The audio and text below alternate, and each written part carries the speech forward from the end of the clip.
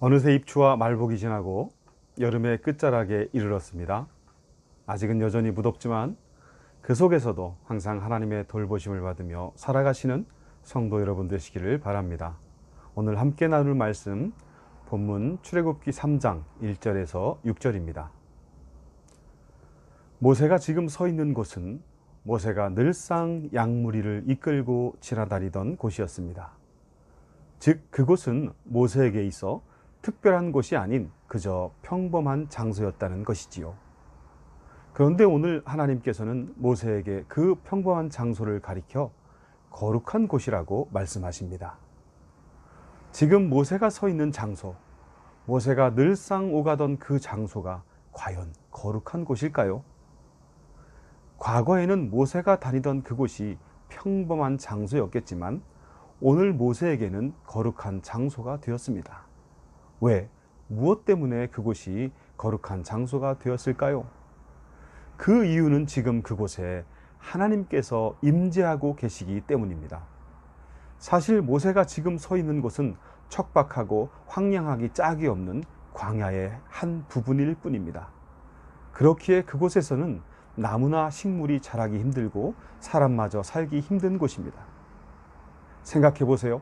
온 지면을 태울 듯한 살인적인 더위와 메마르고 건조한 모래바람이 부는 광야의 모습을 말입니다. 그곳은 차라리 저주받은 땅이라고 해야 맞을 듯합니다.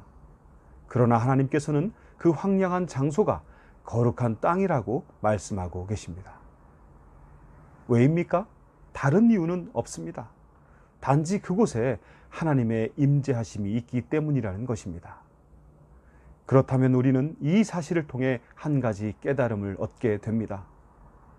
척박하고 황량한 곳, 다른 광야와 마찬가지로 별다른 것이 없는 평범한 곳일지라도 그곳에 하나님의 임재가 있으면 그곳은 바로 거룩한 장소가 된다는 것입니다.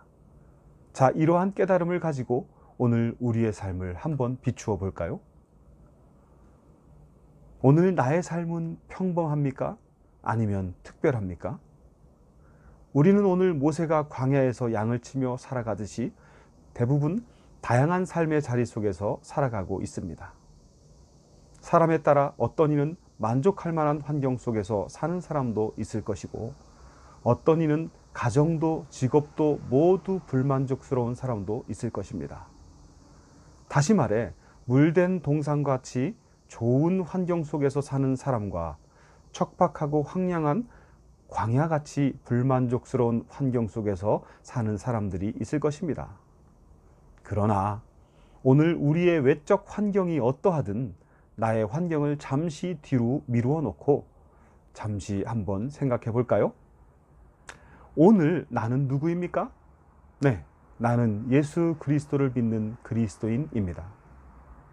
그리스도인은 어떤 존재인가요? 네, 하나님을 아버지라고 부르는 하나님의 자녀요, 그의 백성입니다. 그렇다면 오늘 내가 하나님의 자녀요, 하나님의 백성이라는 의미는 무엇입니까? 그것은 오늘 내가 하나님의 보호하심과 하나님의 다스리심을 받으며 살아가고 있다는 것입니다.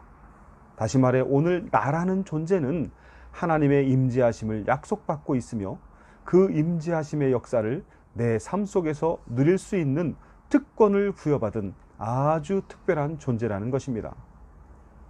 하나님의 임재하심을 누리며 살아가는 아주 특별한 존재, 이것이 오늘 나의 모습인 것입니다. 자, 이제 잠시 뒤로 밀어놓았던 내 삶의 환경을 다시 가져와 볼까요?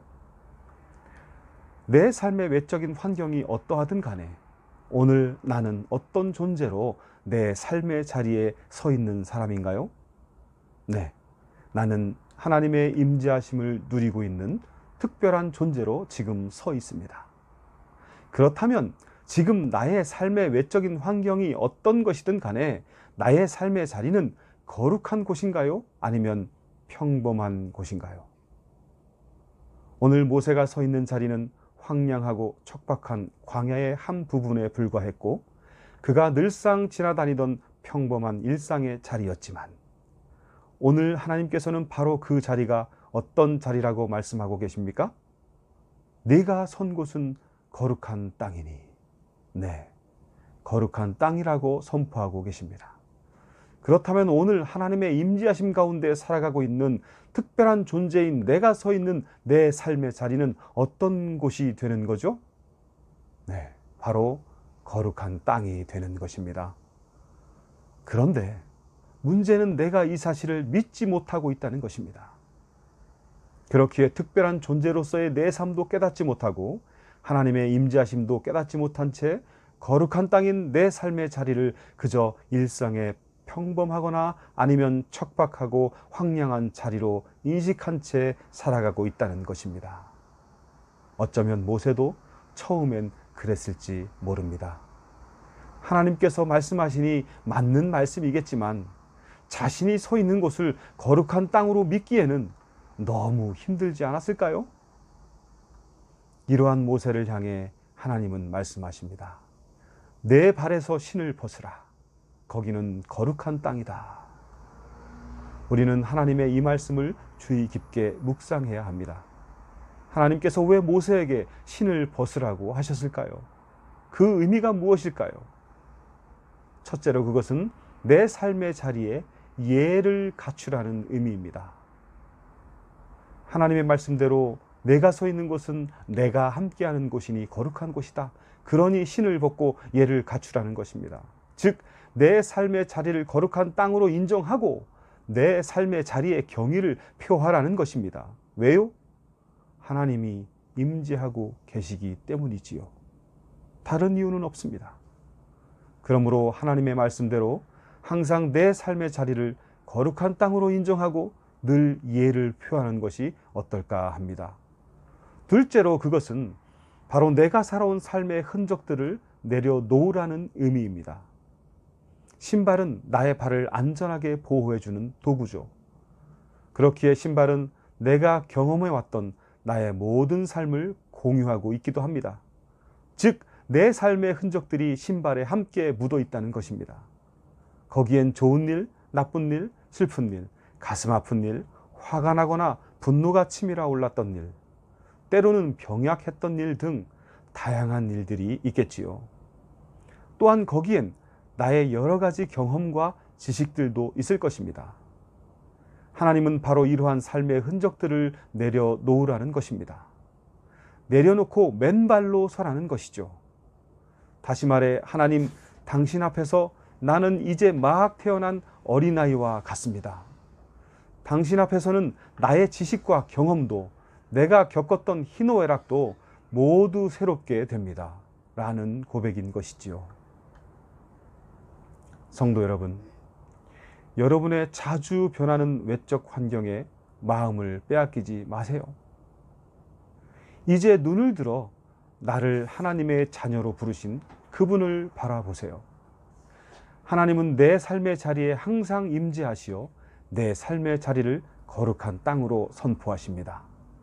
이제 하나님의 말씀대로 신발을 벗고 내 삶의 자리가 거룩한 땅임을 인정하며 선포하시길 바랍니다. 더 나아가 그분 앞에서 내 삶의 흔적들을 모두 내려놓고 어린아이처럼 그분의 인도하심과 보호하심 가운데 살아가는 저와 여러분의 믿음의 삶이 되시기를 축원합니다. 잠시 기도하겠습니다. 하나님, 내 삶의 흔적들을 내려놓습니다. 나는 당신 앞에서 이제 태어난 어린아이 같습니다. 하나님, 당신만이 나의 진정한 경험이며 지식이며 인도자입니다. 예수 그리스도의 이름으로 기도드립니다. 아멘.